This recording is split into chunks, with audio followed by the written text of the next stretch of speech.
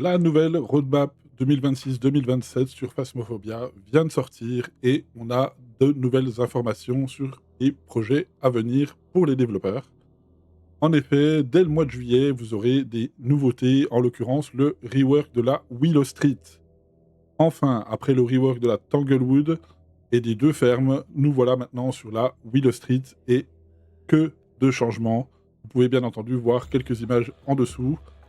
Au mois d'août, vous aurez, plus du, confort au niveau du gameplay et des parties qui vont arriver.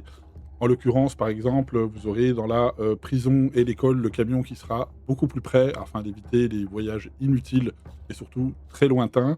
Vous aurez bien entendu des nouveaux raccourcis clavier aussi, ceux qui jouent comme moi sur clavier souris sur PC, avec les touches 1, 2, 3, 4 pour changer les objets. Ça, c'est très, très sympa, j'aime beaucoup.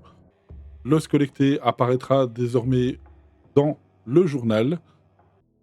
Certaines vitesses d'animation seront également accélérées, comme le journal qui sera maintenant instantané, et ça, c'est clairement une très bonne chose.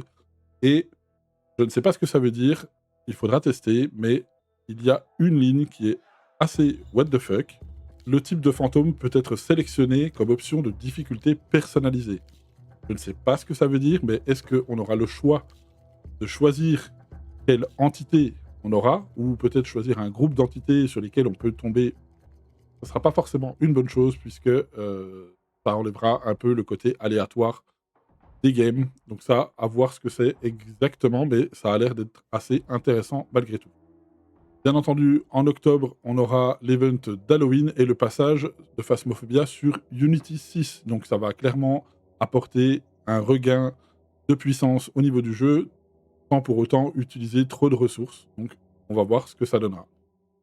En novembre, bien entendu, vous aurez, plus de customisation au niveau des personnages, donc que ce soit les vêtements ou, je l'espère, une personnalisation au niveau des visages. J'aimerais beaucoup. En décembre, bien entendu, on aura une nouvelle rework qui sera la Edgefield. Donc ils enchaînent vraiment les reworks, c'est très, très cool. Et on aura bien entendu l'event d'hiver pour 2027. Ils en ont pas dit plus que ça, mais il y a quelques petites infos. Vous aurez la 1.0 qui va enfin sortir et amener son lot de nouveautés. Il s'agit du rework des skins des entités. Donc vous avez bien entendu le modèle de la Sadako, je pense que c'est la Sadako, c'est le patient 07. Et la deuxième chose, c'est que les os vont disparaître et seront remplacés par ce qu'on appelle des conduits, ce qui sont des objets en gros qui lient le fantôme à notre réalité. Et ça va apporter du lore plus profond à Phasmophobia.